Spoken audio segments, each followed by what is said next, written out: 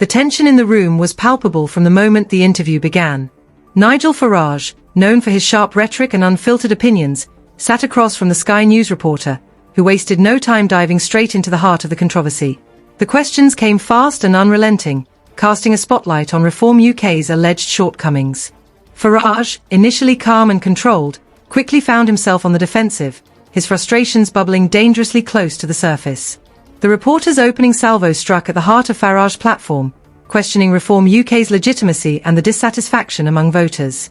The mention of a petition that had garnered millions of signatures demanding change was a stark reminder of the public's growing discontent. Farage, visibly irritated, rebutted with his trademark bravado, dismissing the government's majority as a hollow victory based on a flawed electoral system. His voice rose slightly as he emphasized the disconnect between the parliamentary majority and the minimal support it represented among actual voters. "The whole system is broken," Farage declared, his tone a mix of exasperation and defiance. The exchange escalated when the reporter brought up allegations of poor vetting within Reform UK.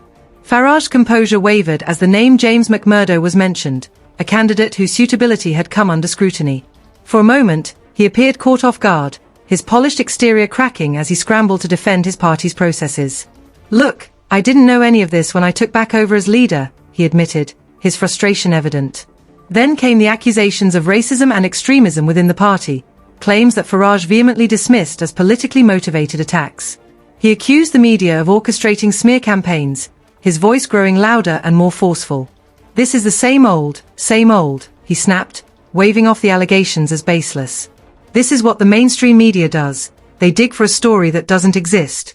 His frustration was palpable, his words sharp and unyielding, as if daring the reporter to press further. But the reporter wasn't backing down, and the tension reached a boiling point. Farage's defenses gave way to outright anger as he accused the media of bias, his tone dripping with disdain. He leaned forward, eyes narrowing, delivering a scathing critique of the media's role in shaping public perception. "You're all part of the problem," he sneered. "A mile wide, an inch deep. That's what journalism has become." His frustration was no longer contained, spilling over in a tirade against a system he felt was rigged against him and his party. Then, in an unexpected pivot, Farage shifted the narrative to his own success on social media. "I've got over 1 million followers on TikTok," he announced, a glint of smugness in his eye. It was a bold move, contrasting his growing online influence with what he saw as the declining relevance of traditional media. He cited Reform UK's 100,000 members as evidence of the movement's momentum, positioning himself as a champion of the people against an out-of-touch media establishment.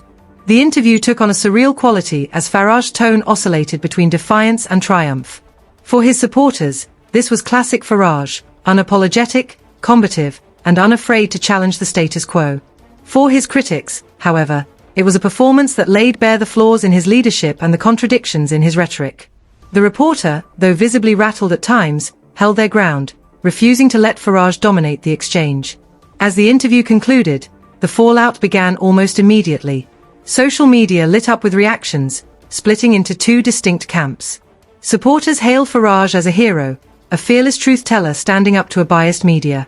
That reporter had pure hatred in their eyes, one user wrote, echoing a sentiment shared by many in Farage's corner. On the other side, critics lambasted his inability to provide clear answers, accusing him of deflecting and resorting to theatrics. The mainstream media's coverage of the incident was equally polarizing. Some outlets framed Farage as a victim of aggressive questioning, while others highlighted his failure to address the underlying issues within his party. The stark contrast in reporting only deepened the divide, reinforcing the echo chambers that have come to define modern political discourse. Interestingly, the confrontation seemed to galvanize Reform UK's base. Polls showed a noticeable uptick in support for the party, suggesting that Farage's aggressive stance resonated with a segment of the electorate.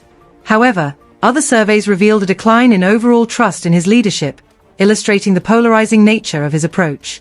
Political analysts were quick to weigh in, praising Farage's ability to energize his supporters while warning of the potential risks. His confrontational style, they argued, might alienate moderate voters and solidify his image as a divisive figure. The incident also highlighted the growing tension between traditional media and political figures who have embraced alternative platforms. Farage's boast about his social media following underscored a broader trend, the declining influence of mainstream outlets and the rise of direct-to-audience communication. This shift raises questions about accountability and the role of journalism in an increasingly fragmented media landscape. As the dust settled, one thing became clear: this wasn't just another interview. It was a microcosm of the larger battle for the soul of British politics, a clash between the old guard and the new, between traditional institutions and emerging challengers.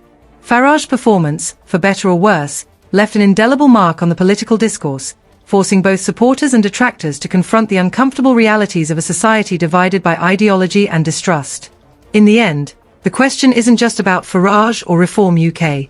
It's about the future of political communication in Britain. As trust in traditional media erodes and social media continues to reshape the landscape, the boundaries of accountability and transparency are being tested like never before. Whether this incident will be remembered as a turning point or just another skirmish in the ongoing culture war remains to be seen. What's certain, however, is that the stakes have never been higher.